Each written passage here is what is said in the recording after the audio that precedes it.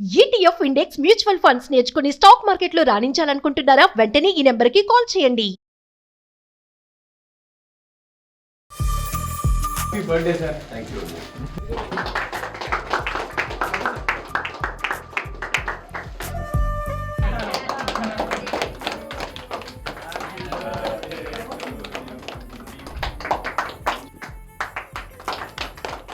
Welcome to Suman TV. నేను మీ Suman TV Nag. ఈరోజు మనతో పాటు ద సిఇఓస్ బుక్ ఎపిసోడ్లో real estate gentleman, real estate megastar Murali Mohan గారు ఉన్నారు. సో ఒక రాజకీయవేత్తగా అండ్ ఒక బిజినెస్ మ్యాన్గా, ఒక యాక్టర్గా తన జీవితంలో చూసినటువంటి సక్సెస్ చాలా గొప్పదని చెప్పాలి. అయితే బిజినెస్లో ప్రాఫిట్ లాసెస్ వచ్చినప్పుడు ఏ విధంగా మనం తీసుకోవాలి అండ్ ఎలాంటి మైండ్ సెట్ని డెవలప్ చేసుకోవాలి, దానితో పాటు ఏదైనా బిజినెస్ పెట్టాలి అని అంటే ఒక ఐడియాని ఎగ్జిక్యూట్ చేసేటప్పుడు ఎలాంటి జాగ్రత్తలు తీసుకోవాలి, మీరు ఒక బిజినెస్ మ్యాన్గా ఎదగాలి అనుకునేటువంటి వాళ్ళు ఈ వీడియో మొత్తం కంప్లీట్గా చూడండి. సొంత కాళ్ళపై నిలబడాలి అని అంటే ఎటువంటి క్వాలిటీస్ని, ఎటువంటి స్కిల్ని డెవలప్ చేసుకోవాల్సినటువంటి అవసరం ఉంది అనేది సో ఆయన బయోగ్రఫీలోనే కంప్లీట్గా మనం తెలుసుకుందాము. నమస్తే సార్ మురళీమోహన్ గారు. నమస్తే అండి. Happy birthday sir. Thank you.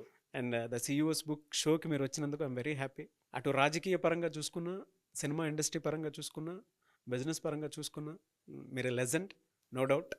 అటు నాన్నగారి తరపు నుంచి చూసుకుంటే బిజినెస్ పరంగాను, రాజకీయ పరంగాను సక్సెస్ కాలేనటువంటి ఒక ఫాదర్ని మీరు చూసి ఇవాళ అన్నిట్లోనూ సక్సెస్ అయినటువంటి సన్ మీరు. ఒక 100 రూపాయల జీతం, 15 పైసల వాటా, 150 రూపాయల జీతం, 50 పైసల వాటా. ఈ స్టోరీ ఎలా మొదలైంది సార్ అసలు? అంటే చిన్నప్పటి నుంచి కూడా నాకు ఒక బిజినెస్ మ్యాన్ అవ్వాలని కోరిక అండి. ఓకే. మా ఫాదర్కి నన్ను ఇంజనీరింగ్ చేయాలని చెప్పి ఇంజనీరింగ్ సీట్ కూడా రెడీ చేసి పెట్టాడు ఆయన. ఆలోచన అంతానేమో బిజినెస్ మీద ఉండేది. ఓకే. బాగా కష్టపడే చదివేవాడిని, కానీ ఎందుకో పరీక్ష దగ్గరకు వచ్చినప్పటికి బాగా తెలిసి కూడా మర్చిపోతూ ఉండేవాడు. దాని మూలంగా ఇంటర్మీడియట్ 2 సార్లు ఫెయిల్ అయ్యాను. ఫస్ట్ టైం ట్రై చేశాను, ఫెయిల్ అయ్యాను. సెకండ్ టైం ట్రై చేసి దానికి ఫెయిల్ అయ్యాక ఇది మనకు సరిగాది, ఇది మనం బిజినెస్లో ఇళ్ళకి వెళ్ళిపోదాం అని అనుకున్నప్పుడు ఏమైందంటే ఇంట్లో ఆడపిల్లలిద్దరికి పెళ్ళిళ్ళు అయిపోయేటప్పటికి ఫాదర్ బిజినెస్లో కొంచెం నష్టం రాబట్టి కానీ ఏదైనా కానీ బిజినెస్ చేద్దాం ఉంటేనేమో డబ్బులు లేవు, ఉద్యోగం చేద్దాం ఉంటేనేమో డిగ్రీ లేదు. ఏం చేయాలని ఆలోచిస్తున్న టైంలో ఒక ఆఫర్ వచ్చింది అనమాట. అది మా చిన్నాన్నగారే అవుతారు ఆయన, మా నాన్నగారికి తోడలుడు ఆయన, మాణిక్యాలరావు గారు అని. ఆయనకి ఏలూరులో కిసాన్ ఇంజనీరింగ్ కంపెనీ అని చాలా పెద్ద బిజినెస్ ఉంది. ఆయిల్ ఇంజన్స్, మోటార్సు, ట్రాక్టర్సు అని చాలా పెద్ద బిజినెస్ అది. ఆయన బెజవాడ బ్రాంచ్ పెట్టాలని అనుకొని అప్పుడు నన్ను అడిగారు పిలిచి, ఇట్లా బెజవాడ బ్రాంచ్ పెడదాం అనుకుంటున్నాను, నువ్వు వర్కింగ్ పార్ట్నర్గా చేరతావా అన్నారు. చేరతానండి అన్న. నెలకు 100 రూపాయలు జీతం, 15 పైసలు లాభాల్లో వాటా అన్నారు. ఇమీడియట్గా 2 మాట్లాడు ఓకే అండి అన్న. అసలు ఏమీ తెలియదు, ఆ బిజినెస్ గురించి నాకేమీ తెలియదు, ఏమీ తెలియదు. అయినా సరే ఓకే అన్న. సరే విజయవాడలో షోరూమ్ అది చూసుకో వెళ్ళి అన్నారు. ఓ 10 రోజులు 15 రోజులు ఎతికితే ఎక్కడా దొరకపోతే, మెయిన్ రోడ్లో ఎక్కడ దొరికితే దొరకవు కదా, ఇక్కడ ఓ సందులో ఓ షాప్ తీసుకొని అక్కడ ఓపెన్ చేసాం. ఆ రోజుల్లో మాకు ఏంటంటే కిర్లోస్కర్ ఆయిల్ ఇంజన్స్ అనేవి బాగా ఫేమస్. మాకు ఆ కిర్లోస్కర్ ఏజెన్సీ ఉండేది. నెలకు 5 ఇంజన్లు పంపించేవారు అన్నమాట. ఓకే. 5 ఇంజన్ల మీద అమ్మేస్తే దాని మీద వచ్చే లాభంతో ఆఫీస్ ఎస్టాబ్లిష్మెంట్ అయిపోద్ది. కాబట్టి ఇంకా ఫర్దర్గా చేసే దాని మీద మనకి ప్రాఫిట్స్ లాస్ వస్తాయి. సరే మొట్టమొదటి ఫస్ట్ కోట 5 ఇంజన్లు వచ్చినాయి. షోరూంలో కూర్చున్నాం.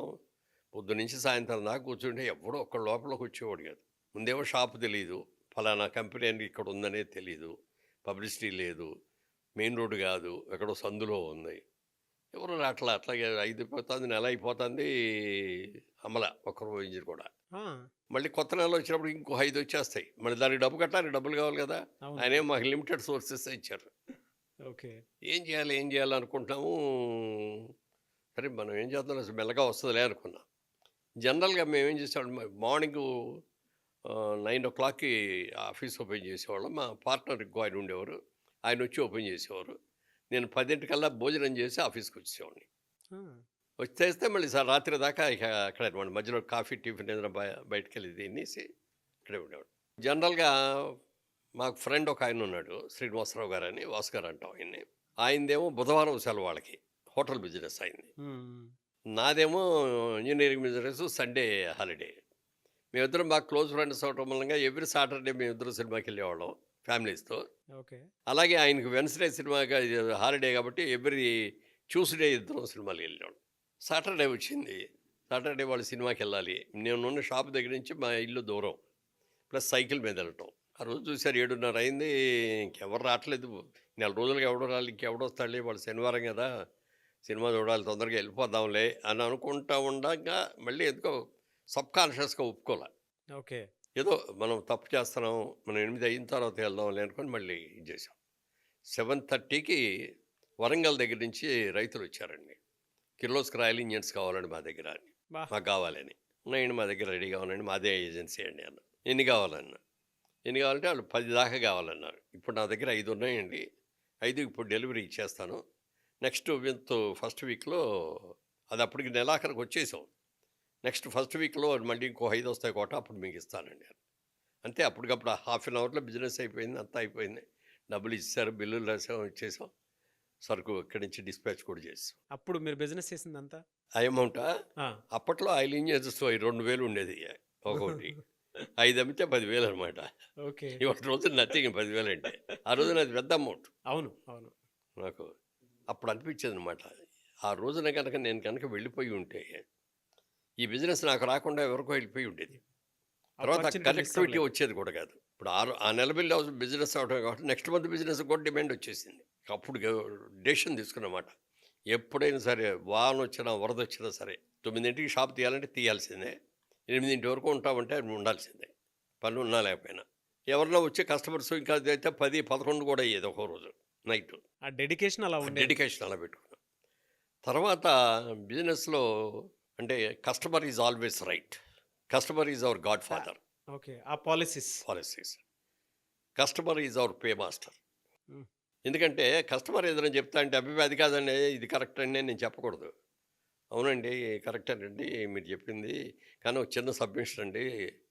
అది అలా కాకండి ఇలా చేస్తే బాగుంటుందండి అని చెప్తే ఆడు కన్విన్స్ అయిపోతాడు. ఓకే. అలా కాకుండా మీకేం తెలుసండి అది కాదండి ఇది కరెక్ట్ నేను చెప్పేది అన్నామనుకోండి. సర్లే బాయ్ ఇట్లాంటి వాళ్ళని చాలామందిని చూసాం అని వెళ్ళిపోతాడు. మనకి కస్టమర్ మూలంగానే కదా మనకి పేమెంట్స్ వచ్చేది అవును. బిజినెస్ అవును. వచ్చేది. అందుకని he is our pay master. So మీరు ఆ రెస్పెక్ట్ క్రియేట్ చేశారు. అది క్లియర్ చేసుకో. అదే ఇది ముందే గుర్తించారు. ముందే గుర్తించాను అది. ముందే గుర్తించి అది సిస్టమ్‌గా పెట్టుకున్నాను. టైంకి రావటం, టైంకి ఓపెన్ చేయటం, టైంకి క్లోజ్ చేయటం ఒకటి. Customer is always right. Customer is our pay master. Customer is our God. ఈ కంపల్సరీగా ఫాలో అయ్యానండి.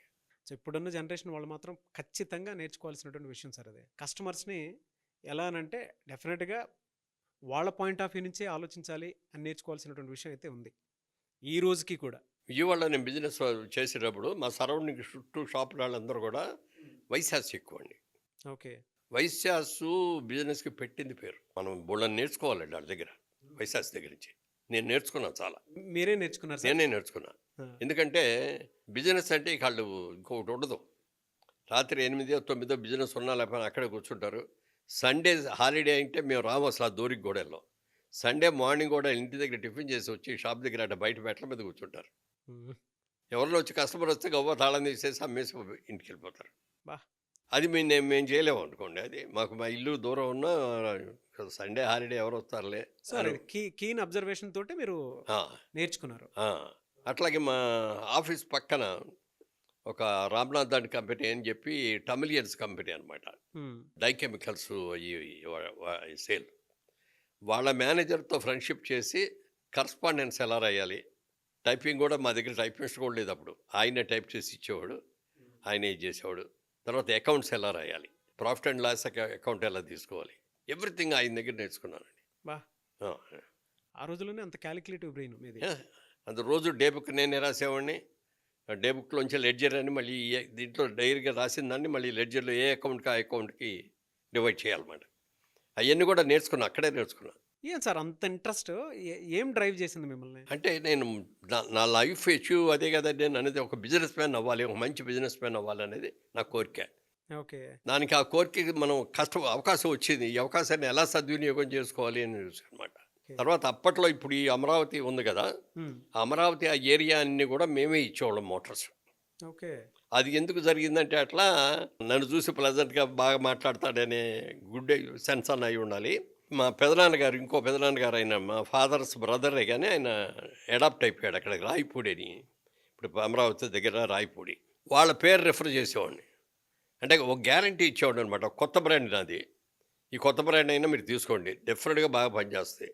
మీకు ఏదైనా ప్రాబ్లం వస్తే నేను మారుస్తాను, మీరు వాడింది తీసేసుకొని మీకు కొత్తది ఇస్తాను, ఇది గ్యారంటీ అవన్నీ వాళ్ళు చెప్తా అంటే వాళ్ళు బాగా ఇంప్రెస్ అయిపోయేవారు. సేల్స్ కూడా మీరే ఆ, ఎలా చేయాలనే దాని మీద ఒక అవగాహన అంతే. తెచ్చుకున్నారు. ఇంకా వేరే సేల్స్ ఎవరు లేరుగా, మేమిద్దరమే. ఓ ఆఫీస్ బాయ్, ఆ షాప్కి మేము ముగ్గురువే, అకౌంటెంట్ నేనే, సేల్స్ నేనే. తర్వాత ఏమో బయటికి వెళ్ళి ఫార్మర్స్ దగ్గరికి వెళ్ళాలి. ఫార్మర్స్ దగ్గరికి వెళ్ళి ఇదిగోనండి మా ప్రాజెక్ట్ ఇది, మీరు తీసుకోండి బాగుంటుంది, బ్రహ్మాండంగా పనిచేస్తాయి అని ఆయన ఎట్లా చేసుకోవాలి అని ఆడి తిరగటం. కానీ తర్వాత ఏమో బ్యాంక్స్ నుంచి ల్యాండ్ మార్ట్గేజ్ బ్యాంక్స్ అని ఉండేవి. ఆ ల్యాండ్ మార్ట్గేజ్ బ్యాంక్స్లో ఏంటంటే ఈ రైతులకి అందరికీ కూడా లోన్స్ ఇచ్చేవారు ఈ కొనుక్కోవటానికి. సో అక్కడికి వెళ్ళి ఆ బ్యాంకుల దగ్గరికి వెళ్ళి ఆ రైతులు తెలుసుకొని ఆ బిజినెస్ మనకు వచ్చేటట్టు చూసుకొని అలా ఒక 2 yearsలో బ్రహ్మాండంగా చేసామండి. ప్రతి దాంట్లోనూ ఒక అవకాశాన్ని వెతుక్కుంటారు. ఉంటుంది. ప్రతి దాంట్లో. ఇప్పుడు బిజినెస్లో కూడా మాకు 12 months కదా మనకి, అవును. 11 months అంతా ఒక మాదిరిగా బిజినెస్ ఉంటుందండి, మార్చి నెలలో ఒక మాదిరిగా ఉంటుంది. అంటే ఈ 11 monthsలో ఎంత బిజినెస్ చేస్తామో మార్చి నెలలో అంత బిజినెస్ చేస్తాం. అంటే అడ్వాన్స్గా బిల్లులు కూడా ఇచ్చేస్తాం, సప్లై ఏప్రిల్లో మేలో కూడా చేస్తూ ఉంటాం. ఎంత సార్ అప్పట్లో మీ టర్న్ ఓవర్ ఎంత సార్? అంటే మీరు ఒక వాటాలో ఉన్నారు కాబట్టి 15 పైసల వాటాలో ఉన్నారు. ఆ కంపెనీ టర్న్ ఓవర్ ఎంతవరకు తీసుకెళ్ళారు మీరు అప్పట్లోనే? అప్పుడు బిగినింగ్లో 10 లక్షలు అట్లా ఉండేదండి. 10 లక్షలు 10 లక్షలు చిన్న విషయం కాదు కదా సార్. అప్పట్లోనే 10 లక్షలు అంటే ఇట్స్ గ్రేట్ అచీవ్మెంట్. తర్వాత 50 lakhs అట్లా చేసాం. మీరు మాట్లాడే ప్రతి మాటలోనూ సేల్స్ ఎలా చేయాలి, మార్కెటింగ్ ఎలా చేయాలి, బిజినెస్ని ఎలా ఎక్స్పాండ్ చేయాలి, ఒక కస్టమర్ని ఏ విధంగా కన్విన్స్ చేసి బిజినెస్ వైపు తీసుకురావాలి, కస్టమర్ని మనం ఓన్ చేసుకోవాలి, మన మాట ఆయన నమ్మేటట్టు ఉండాలి, మన మీద కాన్ఫిడెన్స్ రావాలి అతనికి. గ్రేట్. అది బాగా ఇది చేసుకునేవాడిని. అలా చేసుకున్న టైంలో మ్యారేజ్ కూడా అయింది. ఇంకా ఏది 100 రూపాయల జీతంలో ఉండగానే, జీతంలో 100 రూపాయలు ఉండగానే చిన్నాన్న గారు ఏమన్నారంటే 100 రూపాయలు చాలవు కానీ 150 తీసుకున్నాడు ఆయన. ఓకే, వాటా కూడా పెరిగింది. వాటా ఇంకా అప్పటికి పెరగల, 15 పైసలే. 15 పైసలే. ఇంకో సంవత్సరం అయింది. 3వ సంవత్సరంలోకి వచ్చేప్పటికి ఆయన మా చిన్నాన్న గారు ఫోన్ చేసి ఒకరోజు, రే ఒకసారి రా అన్నారు. వెళ్ళాను. ఏం లేదు, నా షేర్ అమ్మేద్దాం అనుకుంటాను రా, ఎవరెవరో అడుగుతున్నారు వచ్చి, మరి నీకు ఇవ్వటం భావ్యం, ముందు నీకే చెప్తున్నాను, నువ్వు తీసుకుంటానంటే నువ్వు తీసుకోను అంటే వేరే వాళ్ళకి ఇస్తా అన్న. అంటే నా దగ్గర తీసుకుంటాను డబ్బులు ఎక్కడ ఉన్నాయండి, డబ్బులు లేవు కదా నా దగ్గర, డబ్బులుంటే ఆ రోజునే మీరు షేర్ పెట్టేవాడిని కదండి, మీరు వేరే ఇచ్చేసుకోండి అన్న. ఆలోచించుకొని నీకు 1 వారం రోజులు టైం ఇస్తున్నాను, 1 వారం రోజులు నువ్వు తీసుకోగలిగితే నువ్వు తీసుకో, లేకపోతే వేరే వాళ్ళకి ఇచ్చేస్తాను. ఇంటికి వెళ్ళిపోయాను. అదే ఆలోచన వస్తుంది, ఏం చేయాలి, ఈ ఆఫర్ ఎలా అవు, దగ్గర డబ్బులు లేవు, మంచి ఆఫరు, మనం బిజినెస్ బాగా డెవలప్ చేసాం, బాగుంది, బ్రహ్మాండంగా ఉంది. ఆలోచిస్తా అంటే మా ఆవిడ కనిపెట్టి, ఏంటి దీర్ఘంగా ఆలోచిస్తారు, ఏంటి ఏదో అన్యమనస్కంగా ఉన్నారు ఏంటంటే, ఏం లేదు మామూలే అన్న. కాదు ఏంటో చెప్పండి అంది.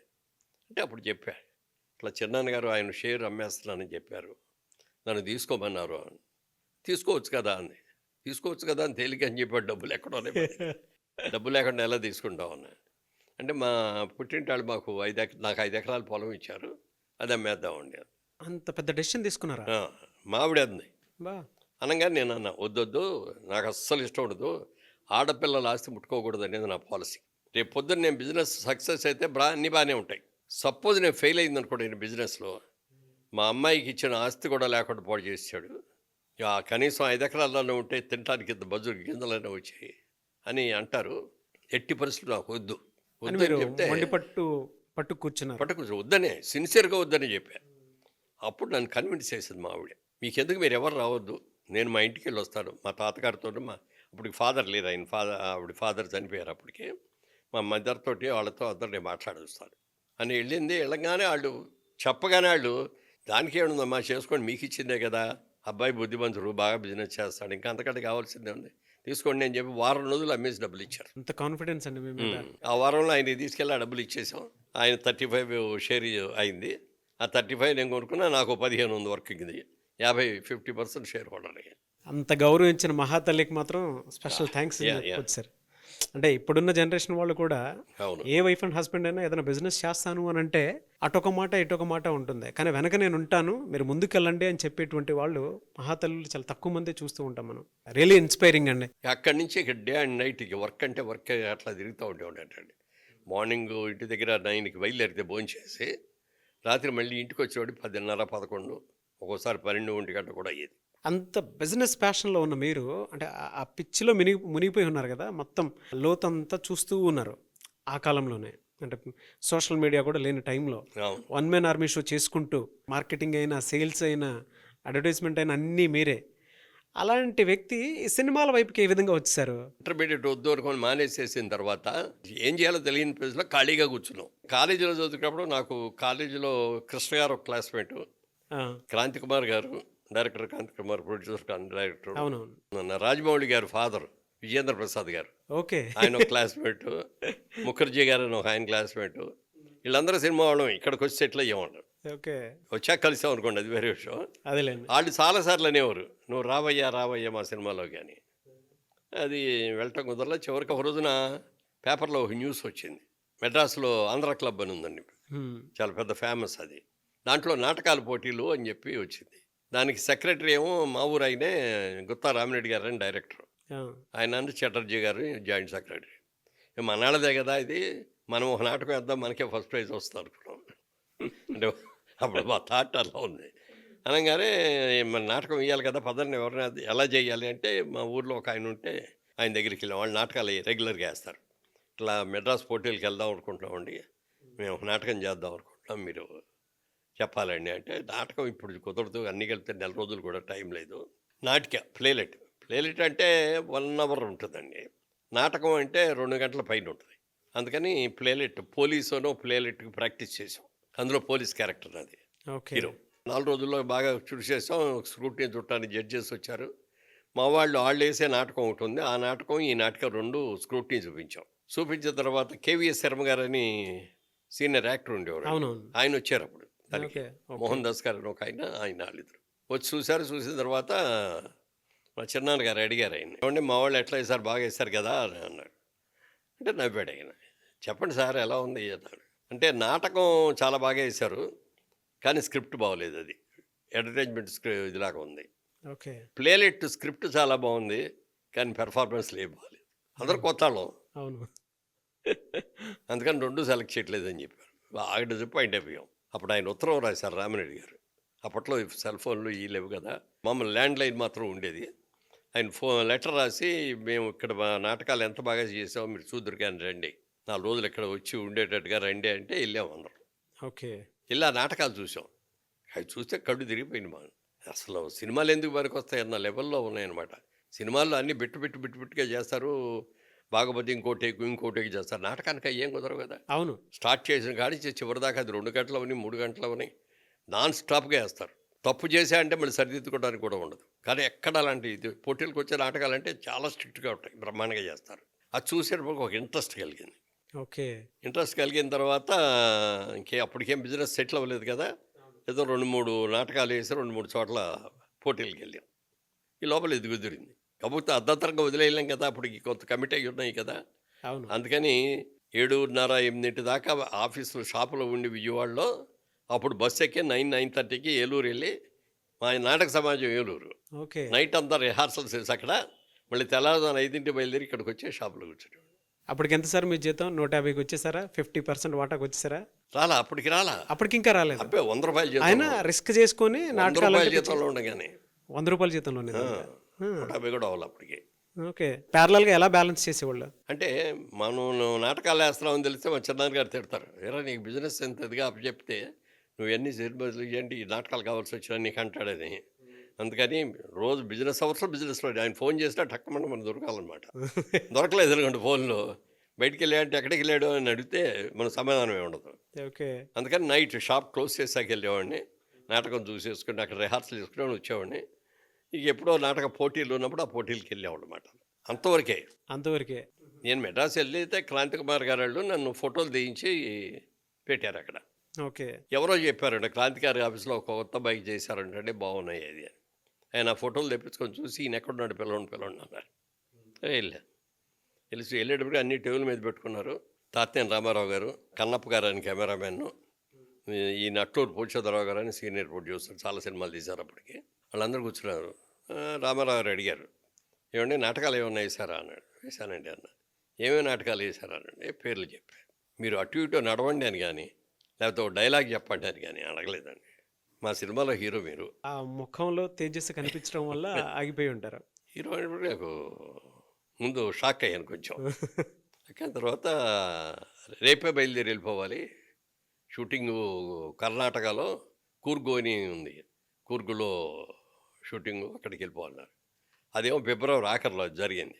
ఓకే. సార్ ఇది నేను మార్చిలో మాత్రం రానండి, మాకు చాలా ఇంపార్టెంట్ మార్చిలో బిజినెస్కి, నేను ఏప్రిల్లో వస్తాను కావాలంటే అన్న.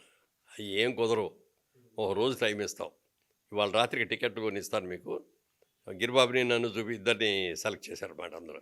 నన్నేమో హీరో, ఆయనేమో విలన్ అని.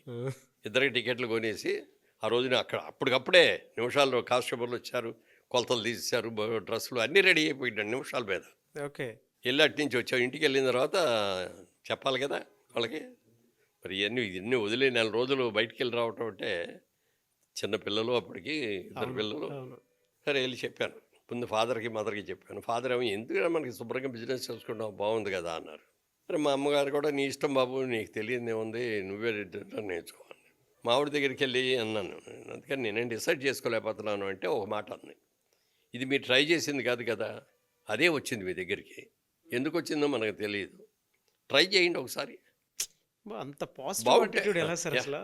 బాగుంటే కంటిన్యూ అవుతాం, లేదంటే మన బిజినెస్ మనకు ఉంది కదా అని ఒక కండిషన్.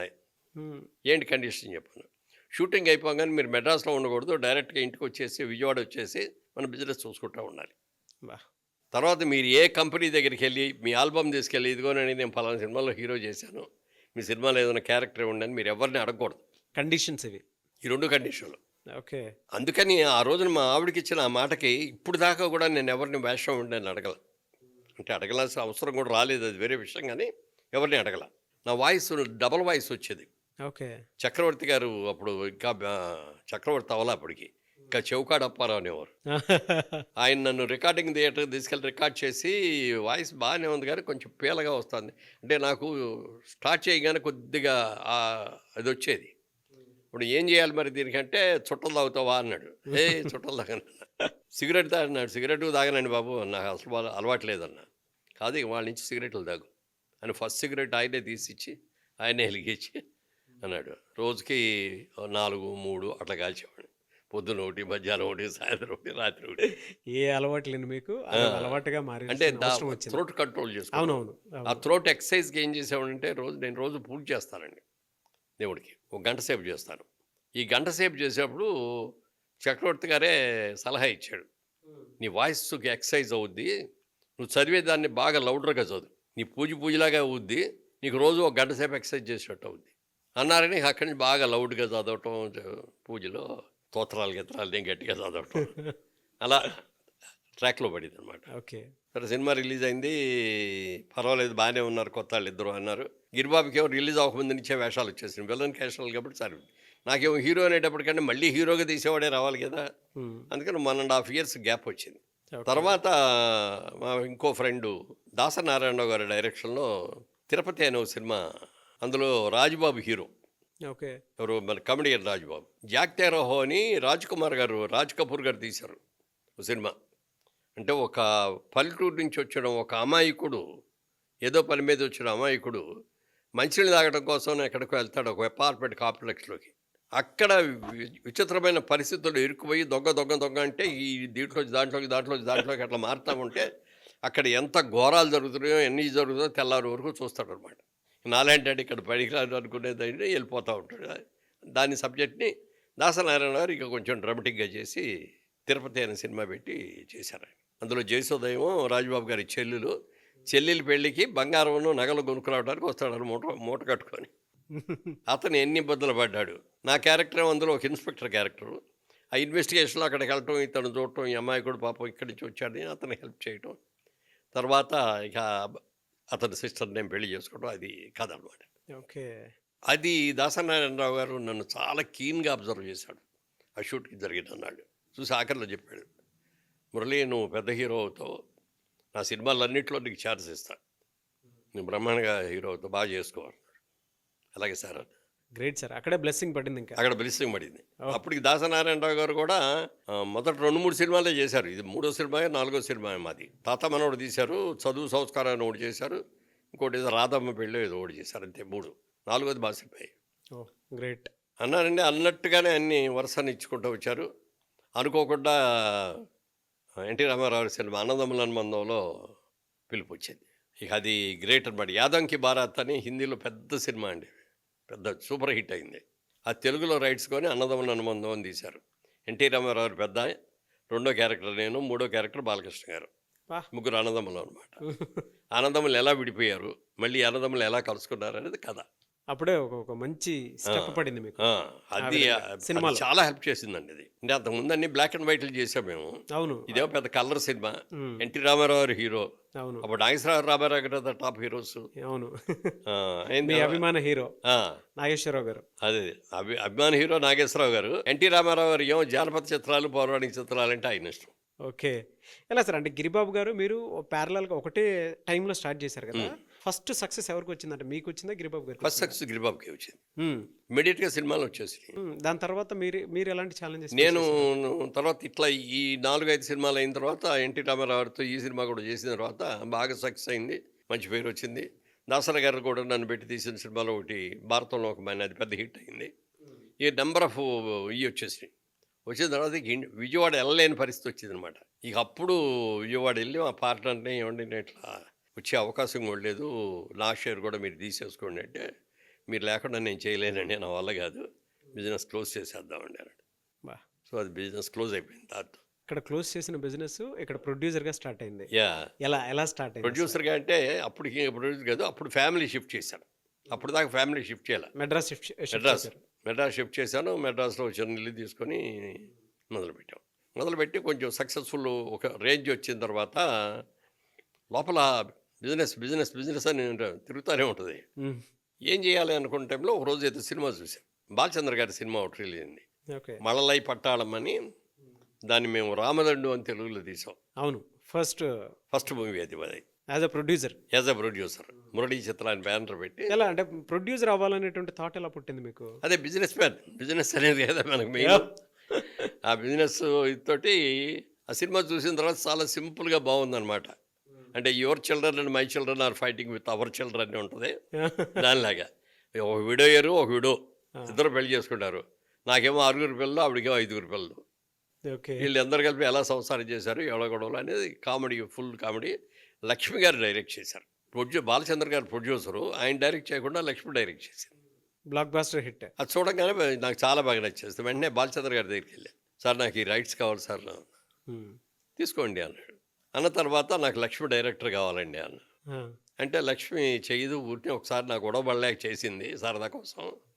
ఆవిడ దగ్గరికి వెళ్తే కూడా నేను నా ప్రొఫెషన్ హీరోయిన్ అండి, నేను చేయనండి, ఏమనుకోవద్దు అంది. బాలచంద్ర గారు మీరే చేయాలి సార్ మీరు అన్న. నేను జనరల్గా రీమేక్లు చేయను బాబు, నా ప్రొడ్యూసర్గా నేనే అయినా నా సినిమా అయినా కూడా నేను రీమేక్ అది నేను చేయను, ఇప్పుడు ఏం చేయాలి సార్ అన్న. మా అసిస్టెంట్ ఉన్నాడు అసోసియేటు, అతనికి ఛాన్స్ ఇవ్వండి మీరు, నేను రోజు అతనికి ఏ సీన్లు ఎలా తీయాలో అన్ని పొద్దున్నే షార్ట్ డివిజన్ చేసి ఇస్తూ ఉంటాను, అవి తీసుకొని వెళ్ళి చేస్తాడు. ఇంపార్టెంట్ సీన్లు, క్లైమాక్స్, పాటలు నేను తీస్తా, దర్శకత్వ పర్యవేక్షణ మీ పేరు వేసుకుంటాను సార్ అన్నాడు. ఓకే అన్నాడు. ఓకే. అట్లా రామదండికి ఒక కొత్త డైరెక్టర్తో ఆయన పర్యవేక్షణలో అది మంచి హిట్ అయింది. ఎంత పెట్టి తీశారు సార్ అప్పట్లో అది?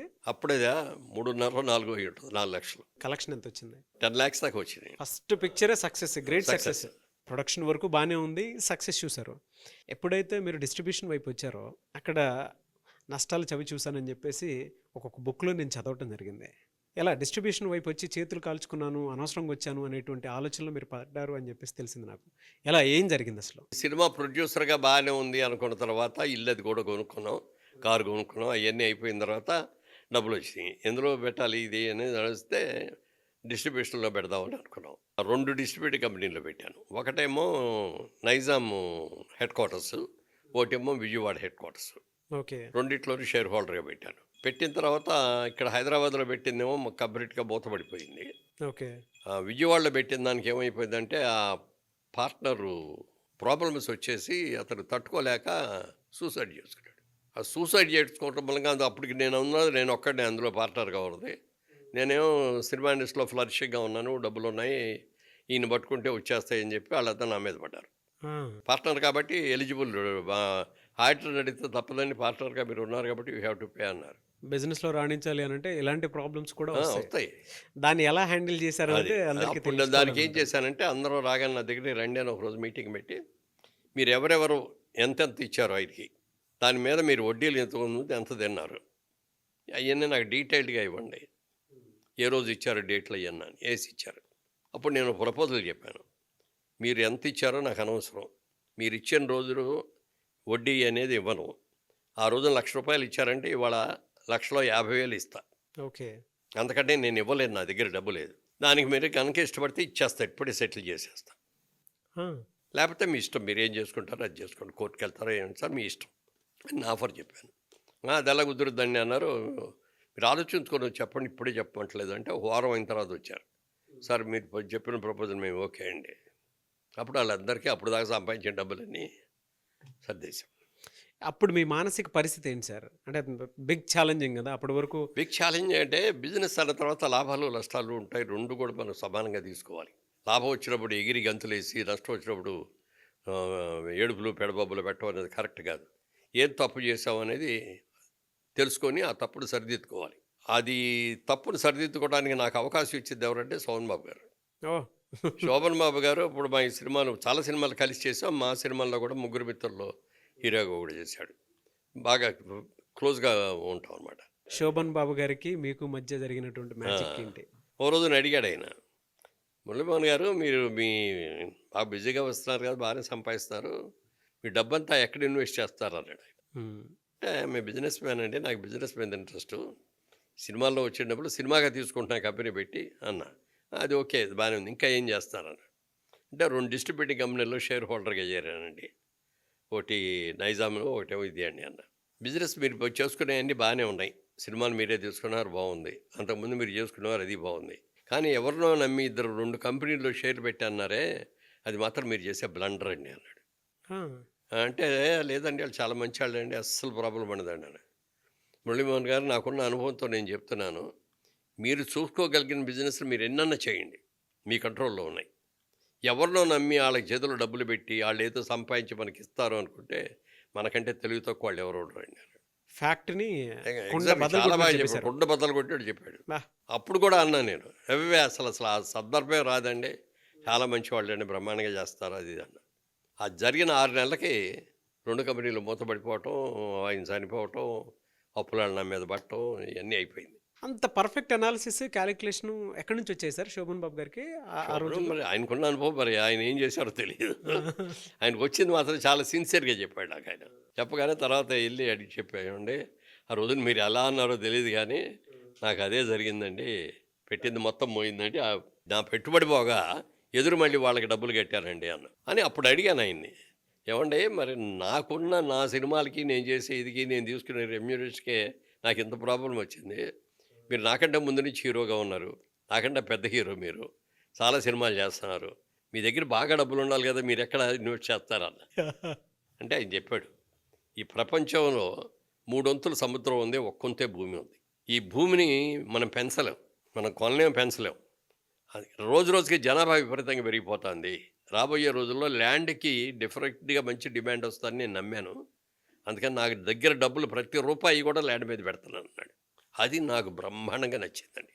అందరికీ తెలిసిన మాటే అయినా కూడా కరెక్ట్ టైంకి చెప్పారు ఈయన ఇది అని అనుకొని అక్కడి నుంచి నా వచ్చిన డబ్బులు వచ్చినట్టుగా ఎక్కడో బెడ్రాస్లో చిన్న చిన్న ల్యాండ్లు కొనటం, చిన్న చిన్న ఇళ్ళు కొనటం, అట్లా చేయడం మొదలుపెట్టాం. అవన్నీ కూడా ప్రాఫిట్స్ వచ్చాయి. అది అయిన తర్వాత ఈ ఇండస్ట్రీ ఇక్కడికి షిఫ్ట్ అయ్యింది, ఓకే. హైదరాబాద్కి వచ్చింది మెడ్రాస్ నుంచి. వచ్చిన తర్వాత అప్పటికి నేను 20 ఏళ్ళు పైన అయిపోయింది సినిమాల్లోకి వచ్చేసి. అప్పటికి 73లో వచ్చాను, 93కి ఇక్కడికి వచ్చా, 20 ఏళ్ళు పూర్తయింది అప్పటికి. అప్పటికి ఏమైందంటే నేను రావటమే నా 33వ సంవత్సరంలో నేను హీరోయిన్ అయ్యా. నా ఏజ్ లేట్ ఏజ్ అని చెప్పేసి లేట్ ఏజ్లో వచ్చా, కాకపోతే అప్పటికి కూడా లేట్ ఏజ్లో ఉన్నా యంగ్గా కనపడ్డానని చెప్పి అసలు ఏజ్ ఎంత అని ఎవరు అడగలేదు, అట్లా వచ్చింది. నేను అనుకున్నాను అనమాట, మ్యాక్సిమం మనం 15 ఏళ్ళు, మ్యాక్సిమం 20 ఏళ్ళు, 20 ఏళ్ళకి మించి మనం ఉండకూడదు, వెళ్ళిపోవాలి, మనం హీరో చేయకూడదు అని అనుకొని నాకు నేనే ఒక రోజు డెసిషన్ తీసుకొని ప్రెస్ని పిలిచి ఇక్కడి నుంచి నేను హీరో అయ్యటం మానేశాను, నా సొంత సినిమాల్లో కూడా నేను హీరోయిన్, క్యారెక్టర్ రోల్స్ ఉంటే చేస్తాను. సరే అనుకొని క్యారెక్టర్ రోల్స్ చేద్దామని చెప్పి అనౌన్స్మెంట్ ఇచ్చాం. 3-4 సినిమాలు వచ్చినాయి, సినిమాలు రిలీజ్ అయిన తర్వాత హీరోయిన్ ఫాదర్ లాగా లేడండి ఆయన, హీరో బ్రదర్ లాగా ఉన్నాడు, హీరోయిన్ బ్రదర్ లాగా ఉన్నాడు అన్నారు. అది డిజర్వేజ్ అయింది. అప్పటికి 50 ఏళ్ళు వచ్చేసినాయి, బా వచ్చినా కూడా తేజస్ మాత్రం ఇంకా ఒక 30 ఏళ్ళు వర్చస్సు ఇదిలాగానే కనిపిస్తూ ఉంది. సరే అప్పుడు ఆలోచించాం, మళ్ళీ హైదరాబాద్ వచ్చాం, సినిమాల్లో సంపాదించాం, బాగానే ఉంది, కానీ దాన్నే నమ్ముకొని ఇక్కడే కూర్చుంటే మనం ఏమైపోతాం, మళ్ళీ బిజినెస్ స్టార్ట్ చేద్దాం అని. అప్పుడు ఏం చేయాలి బిజినెస్ అంటే సోమన్ బాబు గారు చెప్పిన ఐడియా అది, దాని బేస్లో పెట్టుకొని ల్యాండ్ ఎక్కడ ఫస్ట్ ల్యాండ్ ఎక్కడ కొన్నారు సార్ మీరు? ఎంత ఇక్కడ పెట్టి కొన్నారు? హైదరాబాద్లో ఇక్కడ అది నిజామాబాద్ వెళ్ళే రోడ్ అండి, ఓకే. మేడ్చల్ యువతల అక్కడ ఒక ల్యాండ్ మెయిన్ రోడ్డు పక్కనే ఉంటే అది కొన్నాం. మొత్తం ఉందా 50 ఇప్పటికి? acres అది. 50 acres ఉందా ఇప్పటికి? లేదు ఉంటే లేని ఉంది. ఉంటే అదే మొత్తం 300 కోట్లు అయ్యేది. ఉంటాం మన దగ్గర అంత డబ్బేలు లేదు కదా, అవును. కొంటాం అమ్మేయటం. ల్యాండ్ అమ్మంటాం కదండి, ప్రాజెక్ట్ చేసి రోడ్స్ వేసి డెవలప్మెంట్ అంతా చేసి అట్లా అమ్ముతాం అనమాట. ఈ ఓకే. ప్రాఫిట్ ఉన్న ఒరిజినల్ పుచ్చుకొని మళ్ళీ ఇంకో ప్రాజెక్ట్కి వెళ్తాం. అలా ఆ ప్రాజెక్ట్ చేసినప్పుడు మీకు చెప్తాను, మొట్టమొదటిసారి మేము చేసిన ప్రాజెక్ట్లో 400 రూపాయలకి అమ్మేవాడి గజం. గజం 400 రూపాయలు. 400. బా. ఇవాళ ఎంతో తెలుసండి, ఉమ్. 2 లక్షలు గజం. అలాగే తర్వాత ప్రాజెక్టు ఇక్కడ శిల్పారామం ఉంది కదా, అవును. శిల్పారామం పక్కనే జైబేరి ఎన్క్లేవ్ అని పెట్టి అది చేసాం. అది 25 acres ఎంతో అది. అప్పుడు అది 1000 రూపాయలకి అమ్మాం గజం. బా. 1000 రూపాయలకి అమ్మితే ఇవాళ 3 లక్షలు ఉంది అది. ఇందాక మీరు అన్నారే ఆయన మీ దగ్గరే ఉంచుకున్నారా అని, అది ఉంచుకున్నది ఇవాళ రోజున ఎంత డబ్బులు. ఒకప్పుడు రియల్ ఎస్టేట్ చేయాలి అని అంటే దందాలు, కిడ్నాప్లు, గూండాలు, రౌడీలు ఇట్లాంటి వాటితోటి చేసేటువంటి పరిస్థితి. ఇప్పుడు అది తక్కువ అనుకోవచ్చు మనం. అప్పట్లో అయితే చాలా దారుణంగా, ఒకప్పుడు అయితే కిడ్నాప్లు కూడా చాలా దారుణంగా ఉండేవి. అంటే వాళ్ళ ఆన్లైన్ పెరిగిపోయింది కాబట్టి ఎక్కడ పడితే అక్కడ అవేర్నెస్ ఇన్స్టెంట్గా దొరుకుతుంది, మనకి జడ్జిమెంట్ కూడా దొరికినట్టు ఇన్స్టెంట్గా దొరుకుతుంది. ఇన్ని తలనొప్పుల మధ్య ఆ రియల్ ఎస్టేట్ని మీరు ఏ విధంగా సక్సెస్ఫుల్ మెగాస్టార్గా ఇటువైపు రావడం జరిగింది సార్? అసలు అంటే నేను ఆ ఏ బిజినెస్ ఫార్ములా వాడారు అసలు? ఆ బిజినెస్ చేద్దామని అనుకున్నప్పుడు ఇక్కడ ఉన్న ఫ్రెండ్స్ కొంతమందిని కలిసి అన్నీ తిరిగి వచ్చా, ప్రాజెక్టులు ఎవరెవరు ఎట్లా చేస్తారో ఏమిటి అవన్నీ చూసిన తర్వాత ఇది నేను చేస్తానండి అన్న. చేస్తానంటే బాగా నాకు క్లోజ్ ఫ్రెండ్స్ అన్నాళ్ళు వచ్చేసి, హైదరాబాద్లో నువ్వు రియల్ ఎస్టేట్ బిజినెస్ పనికిరావు, నువ్వు ఇలాంటి సాఫ్ట్ నేచర్ ఉన్నారు, స్ట్రేట్ ఫార్వర్డ్ ఉన్నాడు పనికిరారు, ఇక్కడ రౌడీలు, గూండాలు, దందాలు చేసేవాళ్ళే తప్ప ఇంకోడు కాదు. ఒకడు స్థలం కొంటాడు, సైట్లు వేస్తాడు, వెళ్ళిపోతాడు అమ్మేసి, మళ్ళీ ఇంకోటి వస్తాడు, ఆ రాళ్ళని పీకేసి మళ్ళీ ఇంకో సైట్లు వేసి దాంట్లోనే మళ్ళీ ఇంకోటి అమ్ముతారు. ఇట్లా అన్నీ ఉంటాయి, వద్దు నీకు, నీలాంటి నీ మెంటాలిటీకి అది సూట్ కాదన్నారు. అప్పుడు నేను చెప్పాను అనమాట, ప్రతి వ్యక్తికి కూడా పెళ్ళయిన తర్వాత నాకంటూ ఒక ఇల్లు కావాలి అనుకుంటాడు. అది చిన్న ఇల్లా పెద్ద ఇల్లా, నా సొంత ఇంట్లో నేను ఉన్నాను అనే సాటిస్ఫాక్షన్ ప్రతి ఆడికి ఉండాలి. ఇల్లు కొనుక్కోలేకపోతే కనీసం సైట్ కొనుక్కుందాం, ఓ 300 గజాలు కొనుక్కుందాం, 500 గజాలు కొనుక్కుందాం, డబ్బులు ఉన్నప్పుడు ఇల్లు కట్టుకుందాం అని అనుకుంటారు. కట్టుకోలేకపోయినా 300 గజాలు 500 గజాలు నీ పిల్లలు చదువుకులకి వచ్చినప్పటికీ అది బోళ్ళది ఖరీదు పెరుగుద్ది, నీ పిల్లలు పెళ్ళిళ్ళకి పనికి రావచ్చు. ఇది ప్రతివాడి ఆశని మనం కళను నిజం చేసే వ్యాపారం ఇది. అంటే కాయిన్కి మీరు చూసేదేమో అటు సైడ్ చూస్తారు, రౌడీలు, గోండాలు, అది నేనేమో ఇటు సైడ్ చూస్తాను. నేను చేసే బిజినెస్ నీతిగా చేస్తాను, నిజాయితీగా చేస్తాను, ఎక్కడ దందాలకి సంబంధం లేనటువంటి క్లియర్ ల్యాండ్స్ రైతుల దగ్గర కొని నేను చేస్తాను. ఇదే పాలసీ నాది. 10 రూపాయలు ఎక్కువైనా పర్వాలా, క్లియర్ ల్యాండ్ కావాలి అని అట్లా క్లియర్ ల్యాండ్స్ కొనుక్కుంటా వెళ్ళి వాటిలో వెంచర్స్ చేసి అది చేసుకుంటా వచ్చాం. అది సక్సెస్ అయింది. అదే టైంలో ఈ ల్యాండ్లు కొనలేకపోతున్నాం, ఈ దందాలు ఎక్కువగా ఉన్నాయని రియల్ ఎస్టేట్ కన్స్ట్రక్షన్ యాక్టివిటీలోకి వెళ్దామని అపార్ట్మెంట్స్ కడదామని దిగాం. ఫస్ట్ ప్రాజెక్టు సిలికాన్ కౌంటైన్ చేసాం హైటెక్ సిటీలో. ఆ ప్రాజెక్ట్ చేసేటప్పుడు మన కేఎస్ రామారావు గారి స్టూడియో, అది అవుట్డోర్ స్టూడియో అని చెప్పి సెటిల్ అయ్యి ఉండేది, డెవలప్మెంట్కి తీసుకున్నాం. అది సక్సెస్ఫుల్గా చేసాం కానీ అది చేసేటప్పుడు చాలా ప్రాబ్లమ్స్ ఫేస్ చేయాల్సి వచ్చింది. ప్రాబ్లమ్స్ అంటే ఫైనాన్షియల్ ప్రాబ్లమ్స్. కన్స్ట్రక్షన్ చేస్తే ఇక్కడ ఊళ్ళో వాళ్ళందరూ అబ్బో దూరం కదా, అది అక్కడ ఆటోలు కూడా దొరకవుంటారు కదా అనేవారు. అది కాదండి, జూబ్లీ హిల్స్ ఎక్స్టెన్షన్ అట్టే కదండి వచ్చేది, జూబ్లీ హిల్స్ పెరగాలి కదా, పెరిగితే అట్టే కదా వచ్చేది, రాబోయే రోజుల్లో 5-6 ఏళ్లలో అది బ్రహ్మాండంగా పెరుగుద్దండి అని చెప్తే ఎవరు నమ్మలా. సరే నాకే కోపం వచ్చింది, అసలు మీకు అమ్మనపోండి, మీరు అడిగినా కూడా నేను అందరూ ఎన్ఆర్ఐలకు అమ్ముతాను అని చెప్పి మొత్తం తిరిగానండి.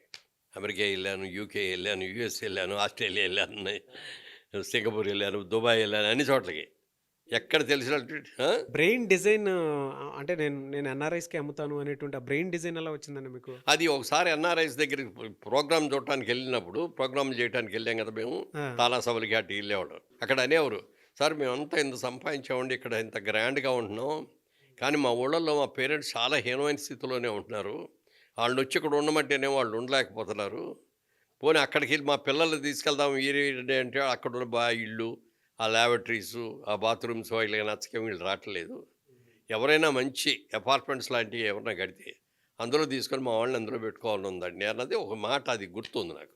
ఓకే. ఇక అందుకని వాళ్ళ దగ్గరికి వెళ్ళి మార్కెట్ చేద్దాం చేసాం, అది సక్సెస్ఫుల్గా చాలా వరకు చేసాం. మనం ఏదైనా సరే ప్రాజెక్ట్ మొదలుపెట్టిన తర్వాత కంపల్సరీగా బై హుక్ ఆర్ కుక్ పూర్తి చేయాలి మనం. అంటే మన మీద ఒక కాన్ఫిడెన్స్తో మన దగ్గరకు వచ్చారు కస్టమర్, మనం చెప్పిన టైం ప్రకారం మనం చేసేసాటికి హ్యాండ్ ఓవర్ చేస్తే ఉండే దీనికి ఎన్నో నాకు సమస్యలు వచ్చాయండి, 3 ఏళ్లలో చేయట్లేకపోతున్నానండి, 5 ఏళ్ళు పడుతుందండి, 6 ఏళ్ళు పడుతుంది అన్నాం, మన మీద ఇంప్రెషన్ పోతుంది. అవును. ఏం చేయాలని తెలిసా మనకి ఫిల్మ్ ఇండస్ట్రీ ఫైనాన్సర్ దాంతో పరిచయం మనకి. వాళ్ళందరూ అప్పుడు సినిమా ఇండస్ట్రీలో ఏంటి 5 రూపాయలు 6 రూపాయలు వడ్డీలు ఉండేవి. నేను అందరికీ చెప్పాను, ఏమంటే సినిమా అయిన వరకు మీరు అట్లా తీసుకున్నారు, ఇచ్చా మేము తీసుకున్నాం చేసాం, ఇది రియల్ ఎస్టేట్ బిజినెస్కి దీంట్లో అంత ఇంట్రెస్ట్ ఇవ్వలేవండి, మీరు మాకు మీద నమ్మకం ఉంటే తగ్గించేవ్వండి అంటే 3 రూపాయలు ఇంట్రెస్ట్కి ఇచ్చారు. ఓకే. అది కూడా ఎక్కువే. సరే అది తీసుకొని అది కూడా చాలా డబ్బు, ఇంకా అంతకంటే ఎక్కువ అప్పు చేయడానికి ఎవరు ఇచ్చేటట్టు కూడా లేరు. అప్పుడు మెడ్రాస్లో నాకు ఇల్లు ఉన్నప్పుడు మెడ్రాస్లో ఇల్లు కొనుక్కున్నాను, ఆ ప్రాపర్టీ అట్లాగే ఉంచుదామని ఉంచేశాను అది. ఓకే. ఇక అప్పుడు కంపల్సరీగా అమ్మేయాల్సి వచ్చింది. అంటే అంతకుముందే అమ్ముదామని చూస్తే మా పిల్లలు మేము ఇక్కడే పెరిగాం కదా, మాకు ఫీలింగ్ ఇది మాకు ఓన్ ఫీలింగ్, దీన్ని అమ్మొద్దు అంటే దాన్ని అలా ఉంచారనమాట. ఇక్కడ డబ్బులు ఎప్పుడైతే అవసరం వచ్చిందో ఇల్లు అమ్మేశాను, తక్కువ ధరకు అమ్మా, మొదట వచ్చిన ఆఫర్ కంటే కూడా. ఆ డబ్బులు తీసుకొచ్చి ప్రాజెక్ట్ పూర్తి చేశాను, అనుకున్న టైం ప్రకారం పూర్తి చేశానండి. పూర్తి అయిపోయిన తర్వాత అబ్బో ఇంత బాగా చేస్తారా మీరు అని అప్పటికి వచ్చి ఎగబడిగా ఉన్నారు. ప్రతి రియల్ ఎస్టేట్ బిజినెస్ మ్యాన్ నేర్చుకోవాల్సిన గొప్ప క్వాలిటీ, ఏదైనా సరే క్వాలిటీ ప్రోడక్ట్ ఇచ్చి ఇన్ టైంలో పూర్తి చేయగలగాలి, ఆ ట్రస్ట్ని మాత్రం బిల్డ్ చేయగలగాలి, అప్పుడు మాత్రమే మనకు లైఫ్లో సక్సెస్ వస్తుంది. Great sir. అంటే ఇప్పుడున్న జనరేషన్ వాళ్ళకి సొసైటీకి మీరు ఇవ్వాల్సింది కూడా ఒకటి ఉంటుంది, కాంట్రిబ్యూట్ చేయాల్సిందే అనేటువంటి విషయాన్ని కూడా గుర్తు చేశారు. Thank you so much for your word sir. Entire interview మీద, CEO's బుక్ మీద మీ ఒపీనియన్ ఏంటి, అండ్ కొత్తగా వచ్చేటువంటి ఆంటర్ప్రెన్యూర్స్కి మీరు రిఫరెన్స్ ఇస్తారా ఇందులో రమ్మని చెప్పేసి? ఈ మధ్యన కొన్ని ఇంటర్వ్యూలు చేయడానికి వచ్చేవాడు చూస్తే నాకే బాధ కలుగుతుంది. అంటే వాళ్ళు వచ్చి ఇంటర్వ్యూ చేయడం మొదలుపెట్టే వరకు మనకు తెలియదు ఏం అడుగుతారండి, మీరు ఏ సినిమాలో వచ్చారండి, సినిమాలో ఎట్లా ఛాన్స్ వచ్చిందండి, ఇట్లాంటివి అడుగుతాయి. ఎన్ని పరికరానికి అసలు ఎన్ని సార్లు చెప్పాం, అందరికీ తెలుసు. అలాంటివి ఏమైనా తెలుసుకోవాలంటే ఇప్పుడు యంగ్స్టర్స్ని అడిగి తెలుసుకోవాలి కాబట్టి మమ్మల్ని అడిగి చెప్పేది ఉంది. మీరు అలా కాకుండా ఇప్పుడు ఓ సైడ్ పొలిటికల్ అడిగారు, ఓ సైడు బిజినెస్కి అడిగారు, సినిమా గురించి అడిగారు, అన్నీ అడిగారు, అన్నీ క్లుప్తంగా. ఇప్పుడు ఇవన్నీ మీరు అడిగినవన్నీ ఎలాబొరేట్గా చెప్పాలంటే ఓ సీరియల్, మన తెలుగు సినిమాలో తెలుగు టీవీలో వచ్చే సీరియల్ లాగా అయిపోతుంది.